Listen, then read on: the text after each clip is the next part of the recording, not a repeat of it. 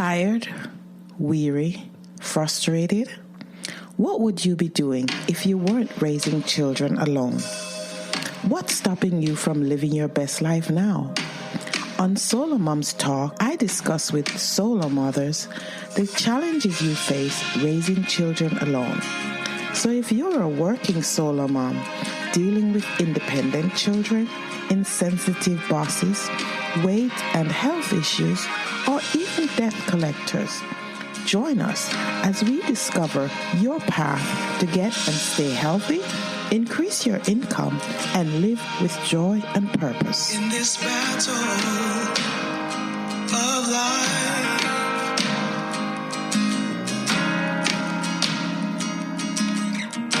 it's hard to keep your head above the water. So win this fight. My guest today is Robyn Sears. Thanks for coming and talking to us on SoloMoms Talk, Robyn. I'm glad to have you. Yes, thank you so much, Rosemary. I feel very grateful to be here today. Thank you. You're welcome. So before we get into what Robyn does, tell us, who is Robyn Sears? Yeah, that's a great question. So I reside outside of Atlanta with my husband. Between the two of us, we have 5 grown children, 3 granddaughters, and another grandbaby on the way. So life is expansive and busy and quite beautiful at the moment. So I am also a coach. And love serving my clients, and who are predominantly single mothers. And I have a heart and a passion for them. I was a single mom myself for a number of years and really experienced some tremendous generosity and compassion from individuals that crossed my path during that time, and want to pay that back. Okay. All right. Thank you. Thank you for sharing that a little bit with us. Now, I want to go back a little bit and ask you to tell us, one, how you became a solo mom. We use solo mom because we want to encompass all mothers mothering solo. Yes. How you became a solo mom, and how did that journey lead you to do what you're doing now? Yeah. I became a solo mom after 17 years of marriage. And I had 3 young children, one in elementary school, one in middle school, and one in high school, and found myself entering the workforce for the first time in my mid-30s. Mm-hmm. Because previously I'd been a stay-at-home mom, and I was very blessed to be able to do that. But over the course of 17 years, my marriage had always been difficult. And it just got to the point where we just needed to part ways. And after a number of years, I can say that we're not friends, but we are cordial, right? We can get along for our children with all of the growth that happens when families expand, right? I think it's important to maintain some of those relationships with boundaries. So I also, which I think is an important part of my story, is I was a very young mom. I was 17 when I had my oldest son. And my husband was 20. So we were 2 children having children. So trying to grow up together and start a family and step into adulthood in a way that neither one of us were really prepared for. Right. And honestly, I think we did the best that we could in the moment. Yes. Okay. Thank you for sharing that. Yeah, it's not always successful when we marry young, especially if we weren't finished growing. Yes. Yes. For sure. Okay. All right. So I see you say you empower single moms to thrive through positive intelligence coaching. What is that? So positive intelligence is a methodology that was created by a gentleman. His name is Shirzad Charmaine. And after years he was a CEO and did a lot of executive coaching and studied a lot of neuroscience. And this is his methodology. And what I love about it so much is I think it really gets to the heart of the matter of the things that we struggle with, right? Like they say that the biggest struggle that we have in our lives are actually what live between our two ears, right? Mm-hmm. It's our brains. Mm-hmm. And it's a way to recognize the ways that we self-sabotage, and each person is unique. And so he has there's an assessment you can take, and it's free, and it's actually pretty interesting. And what I learned when I took the assessment, the goal of the assessment is to figure out, he has 10 saboteurs. He calls them saboteurs, and it's the 10 most common ways that we get in our own way. And when I first took the assessment, I was like, I don't do that. No, that's not me. And then when I started reading about it, I was like, oh my goodness, this is me. I create my own stress by being restless and by avoiding things. And each saboteur actually has an underlying strength. And so some of my strengths are, I'm very calm, and like I change plans. Like if somebody's like, oh, we're not going to do that now, we're going to do this. I'm like, okay. Like I tend to be very go with the flow. Mm-hmm. So what I learned about starting the learning about positive intelligence is how to interrupt those thought patterns. So when my restlessness kicks in, when I'm looking for the next shiny object to distract me from what my goals might be, he has a process, and he calls them PQ reps. And the way I like to explain it is they're micro moments of mindfulness.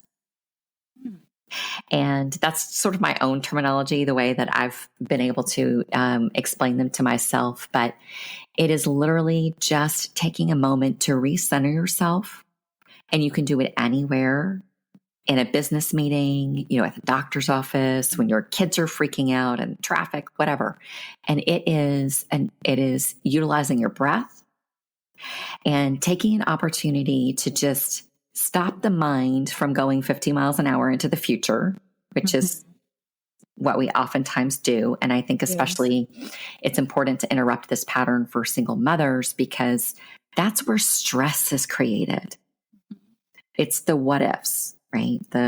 What if I can't pay this bill? What if I lose my job? What if this? And I don't know if you've noticed this about yourself, but what I notice for myself is that when I start down that path, I feel it in my body. My shoulders become earrings. Mm-hmm. My neck gets tight. My jaw starts to hurt. My heart starts to pound, and I start breathing really shallowly. And I might be describing like a panic attack. So, and the opportunity to do some of these PQ reps is a way to interrupt that thought pattern and to say to myself, okay, but what is going on right here, right now? How can I connect my breath to bring me to the present instead of allowing myself to be racing off into the future? Or fighting all the battles in my mind with I should have said this, or I should have done that, the I should haves, and all of those things get in the way of our peace. Yes. So this is what I like to share, and it's really applicable to anybody, but single moms have a special place in my heart for obvious reasons. But I wish at the time that someone had shown me some ways to stop the madness, right? And I did go to therapy, which was really helpful. And I learned some things there, which of course were really beneficial. But there's this, there's a simplicity to the positive intelligence method that I think really resonates with a lot of people. And it is embracing the fact that we have this weakness, right? It's our inner judge. It's the inner critic always beating us up and telling us that we're not enough. We're not doing it right. We're not good enough. And that is a lie. And the world tells us it's the truth. Yeah. But it's a lie.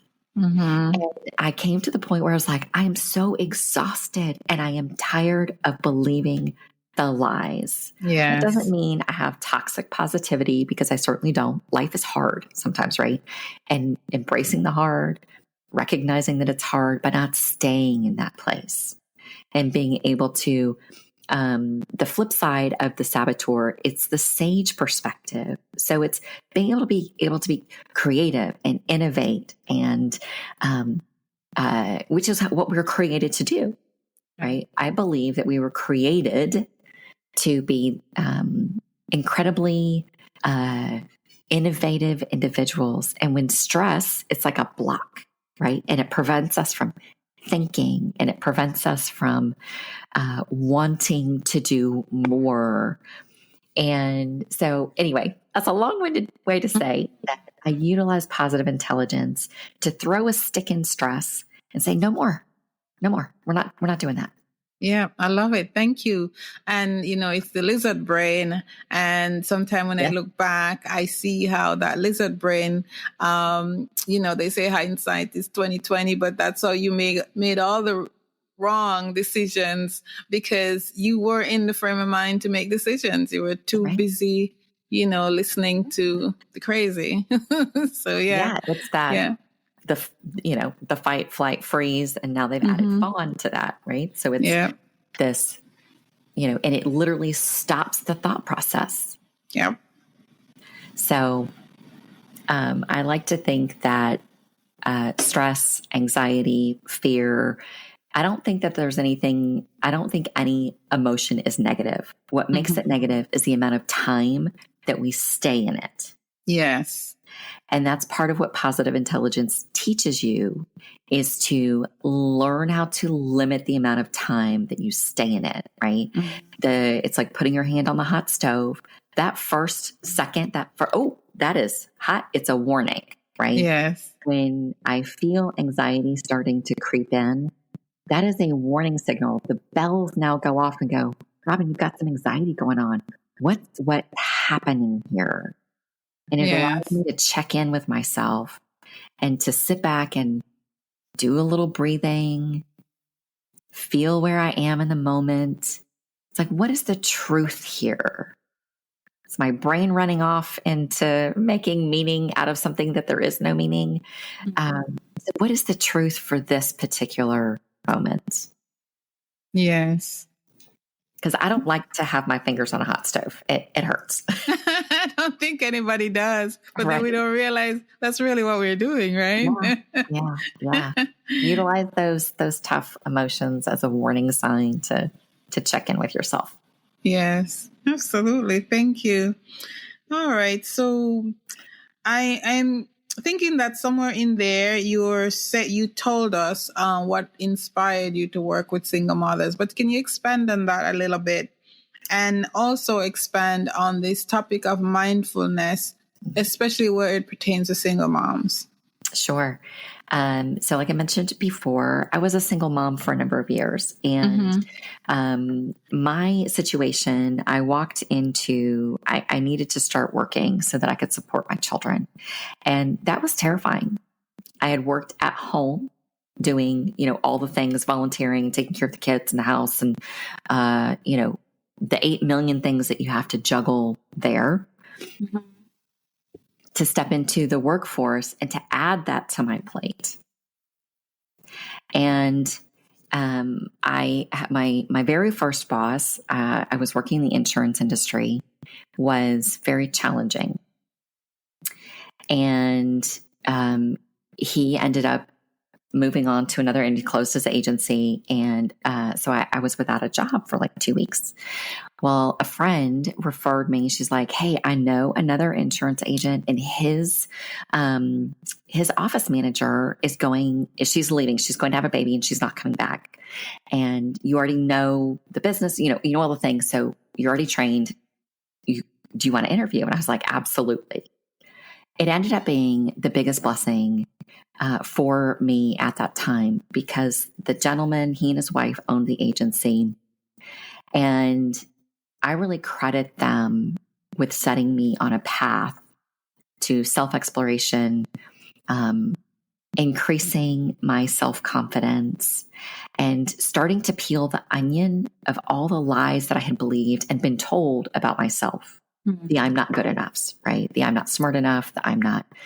They were so incredibly kind and really mentored me in a period of time of my life where I didn't have a good understanding of who Robyn really is, right? Like I didn't, it was like I was just kind of moving through life in a fog and incredibly afraid of failure. If I lose this job, I can't feed my kids. If I lose this job, then all of those things that had been told to me, that must mean it's true. Yes. So what this gentleman and his wife did for me was help me realize that I am enough. I am smart enough, capable enough, creative enough. I am good enough as I am. Slightly broken, right? I think we're all a little broken.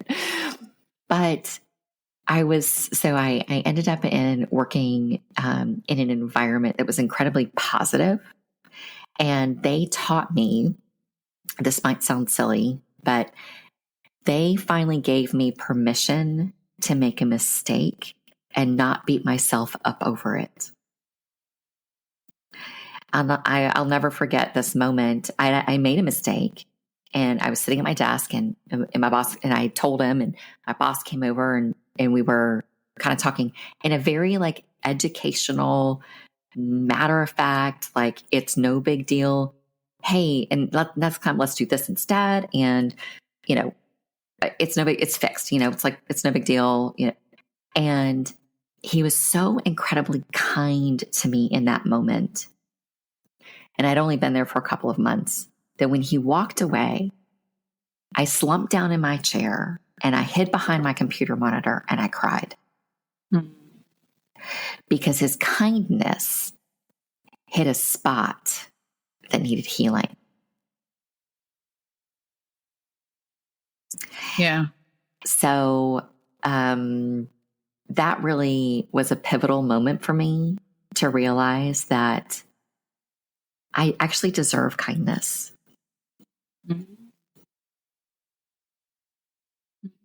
It makes a big difference, doesn't it, when you have a nurturing environment that you work in as a solo mom, because, you're already beating down yourself.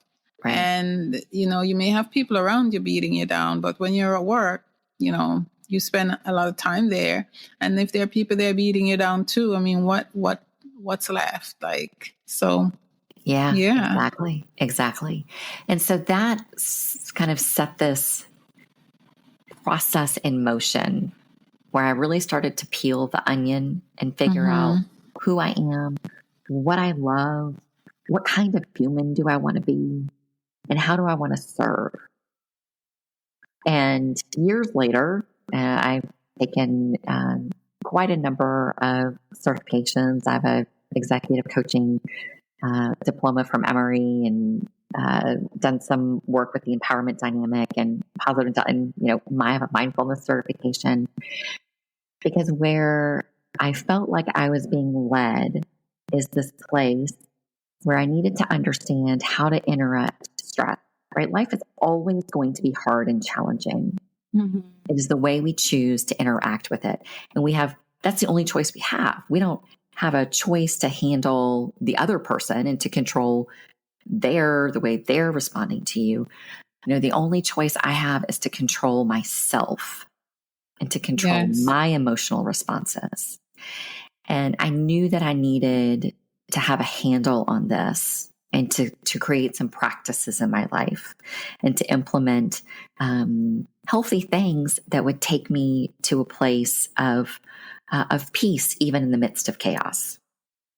And so part of that understanding is my desire to give this back to single mothers who are juggling work, and all of the 8 million things at home and children and the fear of the world is sitting on their shoulders. Mm-hmm.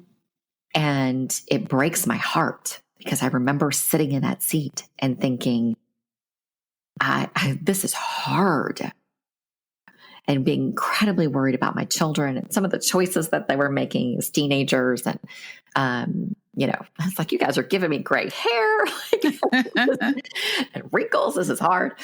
But all of this just really, I think, put me into a place where I wanted to figure out how I could serve this community of women who are incredible human beings,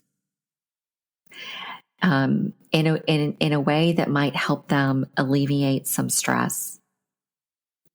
When I was in my mindfulness certification, one of the interesting studies that they were discussing is there was a study with 2 teachers in 2 different classrooms, and both of the teachers practiced mindfulness daily. One of the teachers implemented small bits of mindfulness into the classroom with their children. The other one did not. Then they studied the classrooms and studied the children. And what came out of that study I thought was really interesting is that there was almost no difference in the way that the children behaved, whether or not they were actively practicing any mindfulness. It was coming from the teacher and the teacher's presence in the classroom. Mm-hmm. And I thought, isn't that interesting that as a parent and now grandparent, my mindfulness might actually rub off on them a little bit and maybe kind of tone down a situation in just the way I engage with it. Maybe, when I was a young mom, my top of my head would fly off and the steam would pour out of my ears and, I would lose my cool. But, I think age and wisdom and learning how to kind of just recognize that, these are little tiny humans learning how to interact with the world, and losing your cool doesn't actually help. It's not productive. I think that, that single solo moms, as a population, carry so much. And yes. I just would love to serve them in this way. Okay. All right. And in serving them, you also work with nonprofits. And can you explain what you do there and why you focus on the nonprofits who serve single moms? Yeah, I have a deep appreciation for the nonprofits who are serving this community.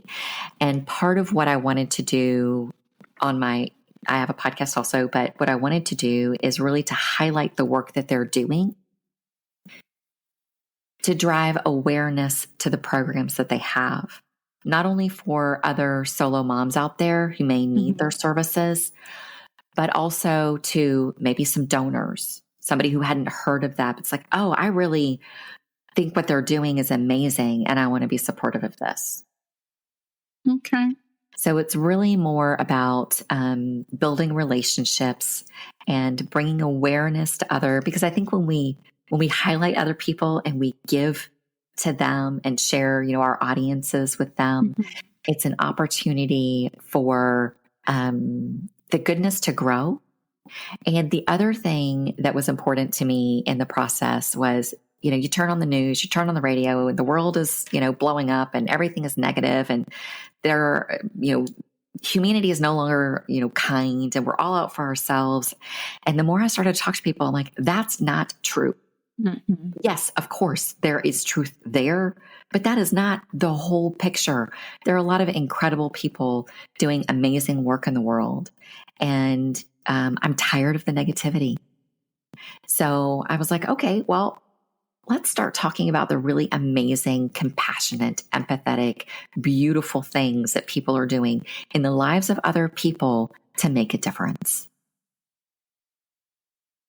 So I build relationships with other nonprofits to hopefully bring a program to the single mothers that they serve.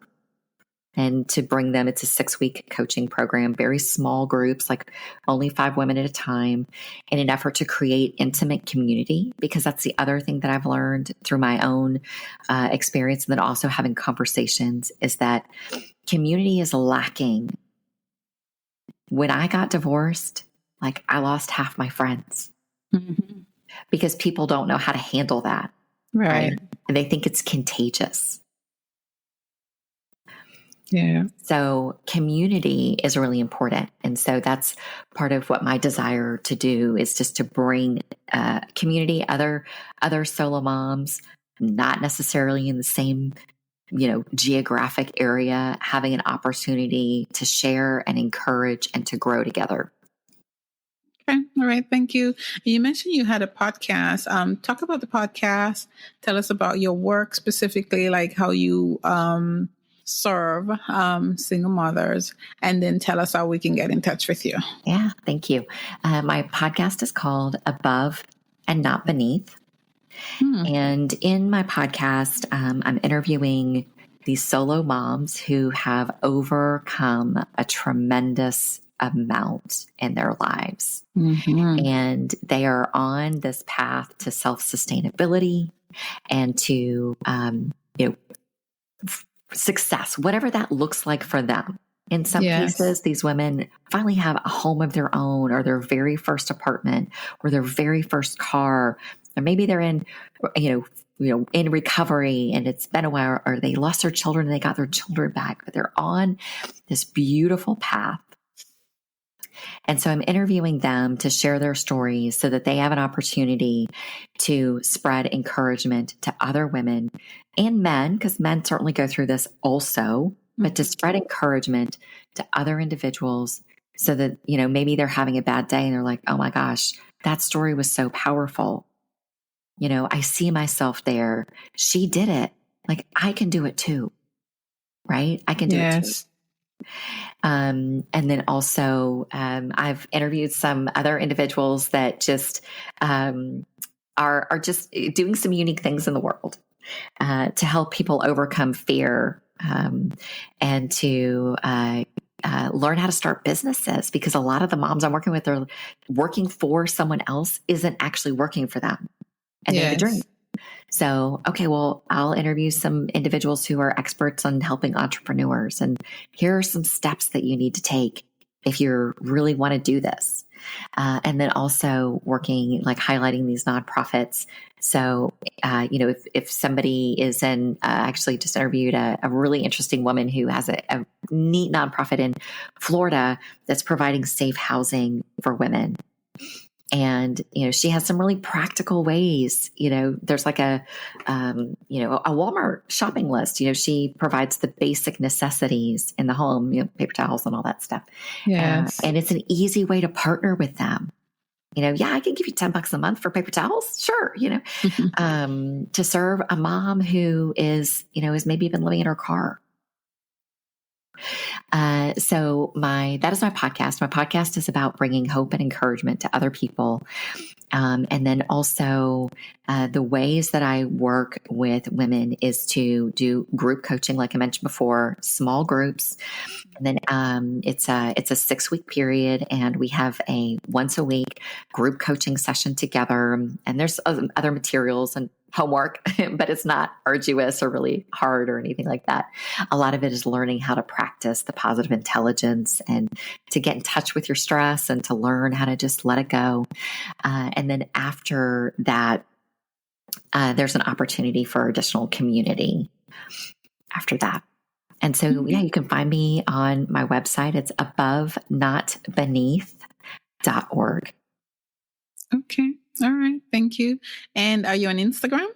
I am on Instagram, struggling a little bit with, anyway, it's not working right this minute, but it should be soon. Okay. All right. No problem. I'll put the link. Technology, right? It's all right. I'll put the link to your podcast and your website in the show notes so people could get a hold of you.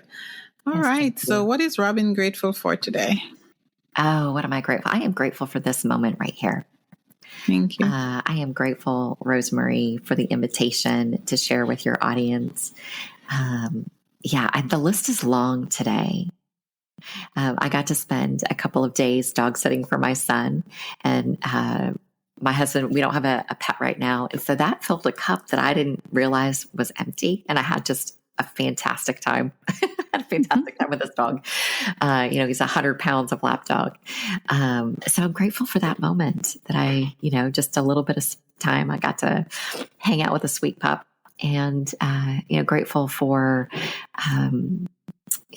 my family and the opportunity to serve single mothers in a way that hopefully brings them a little peace in their day. All right. Thank you.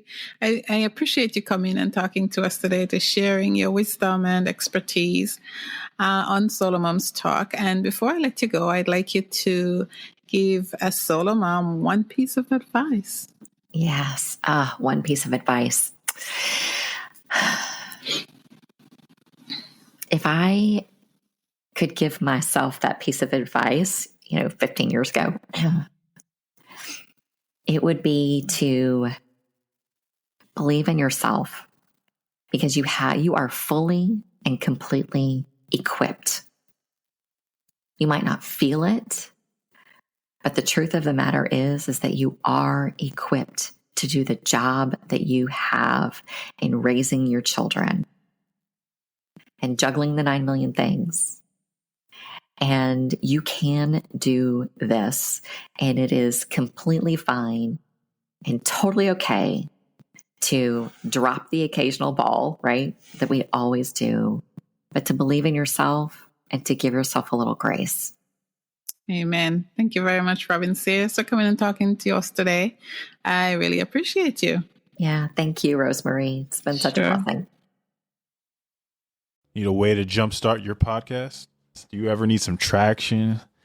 Sometimes it's not easy starting your own business, and a podcast may be the first thing that appears in your mind when you want to really get your word out there about your business on whatever idea you're trying to build. But starting a podcast requires a lot of resources, time, and effort. Now, with the Podcubator Accelerator Pro, this could help you. Now, this is a mentoring program that helps new and aspiring podcasters launch and grow their podcasts. So, what are you waiting for? Because 90% of the podcasters fail after 3 episodes. So do you know why? It's because they don't have the right guidance and support. So this is highly recommended that you try Podcubator Accelerator Pro, because you get one-on-one mentoring with a professional podcaster. You get a monthly group coaching sessions.